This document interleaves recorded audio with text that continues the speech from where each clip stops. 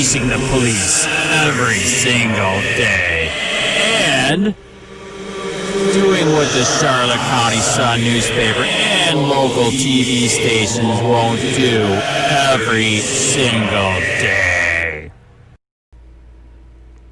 Hey, Charlotte County, this is Charlotte County COPWATCH, and this is Andrew Sheets, who is sick of the corruption, and I'm running for sheriff. I just can't take it anymore. So you guys know over the years, I've uncovered just so many crimes by this agency, it's not even funny. I mean, chargeable stuff. I mean, really bad. I just wanted to go over some of it real quick. A list of Charlotte County Sheriff Bill Prummells crimes.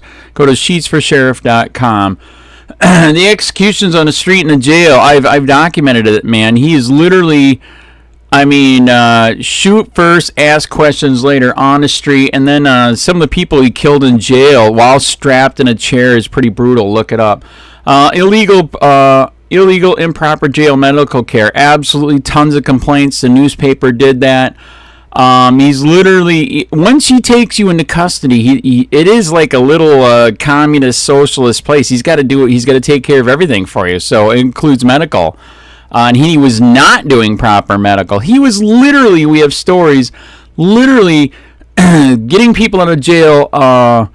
Like if they had a medical issue, he'd have the judge get them out of jail ASAP, so they would have to pay for it on their own in the street. There's, I think, a lady that had cancer that he did that to. Multiple people that are pregnant. It's just it's insane. Really, really sad.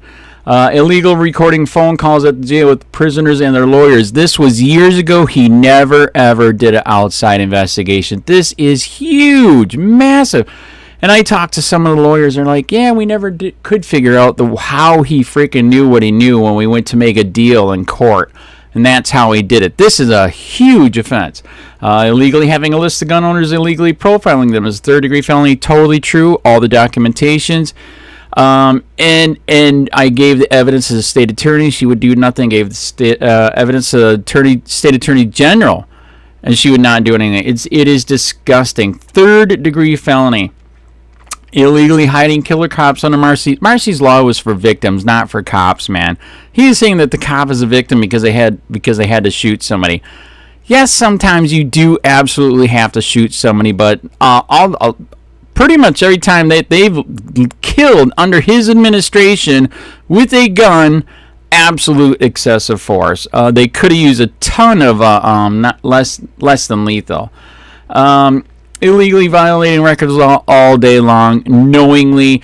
Each offense can be sued for. The people can be charged with a misdemeanor and fined. And he's knowingly doing it. He literally said on the radio years ago, and I got to find it somewhere, where he was crying about me asking for records and exposing it. It was disgusting.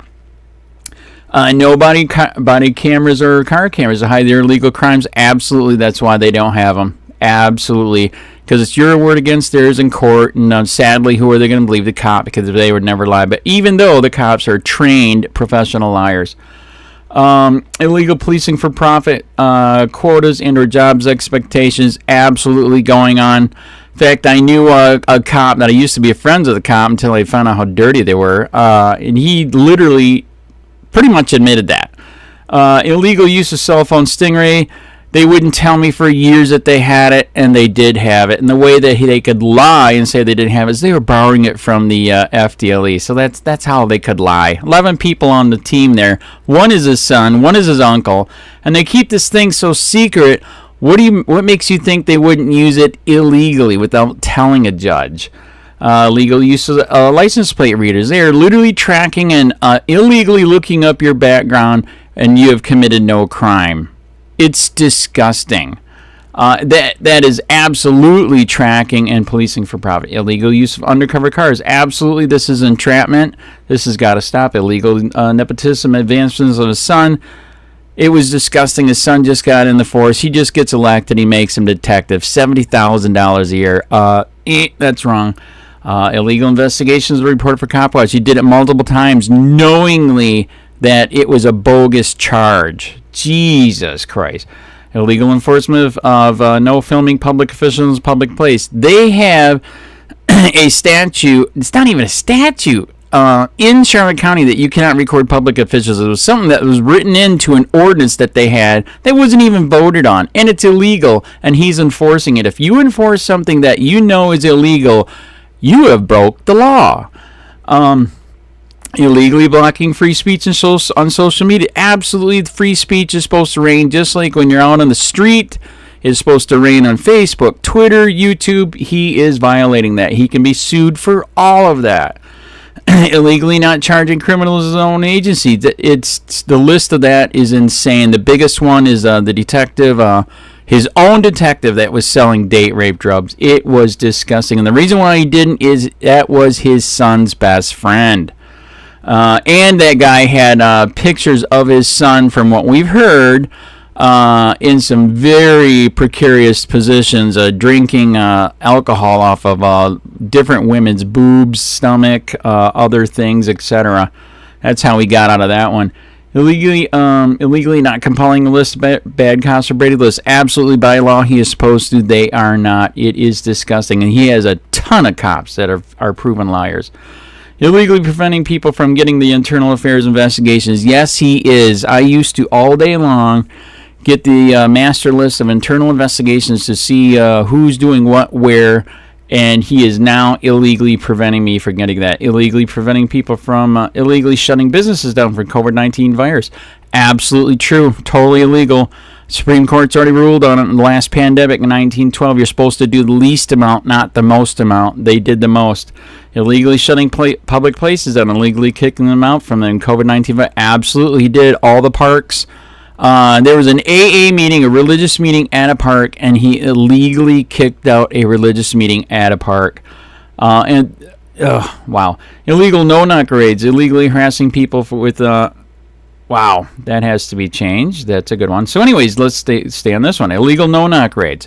Absolutely, he does it all day long. He can arrest these people when they're out in the street. He does not need to blow their door off with a bunch of people in military gear with a freaking $350,000 tank that he didn't even tell anybody he's getting.